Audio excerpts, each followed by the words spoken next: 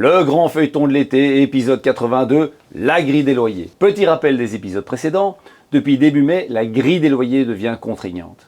Si un loyer pratiqué dépasse de plus de 20% le loyer déterminé par la grille des loyers, il est supposé être abusif et c'était propriétaire, bailleur, à démontrer que ce loyer est justifié. 32 plaintes ont déjà été déposées, 32 procédures ont déjà été entamées pour faire baisser les loyers, et parfois dans des biens de luxe, donc on n'est pas que sur des biens précaires. Alors où est-ce que ça coince ?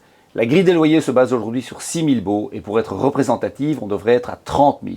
En plus, certaines données importantes ne sont pas prises en compte et les données datent de 2021, donc c'est un système qui est obsolète. La conséquence de ça, c'est que ce système est considéré comme injuste et peu pertinent. Et puis, dernière chose, elle ne tient absolument pas compte des conditions du marché. Par exemple, le niveau des taux d'intérêt n'est absolument pas pris en compte. Il se trouve que récemment, 6 organisations professionnelles importantes, dont CIB, Mbilt et Federia, ont introduit un recours au Conseil d'État pour faire annuler cette mesure. Alors toi, tu penses qu'il faut la maintenir, qu'elle va s'arrêter? Dis-nous tout ça en commentaire.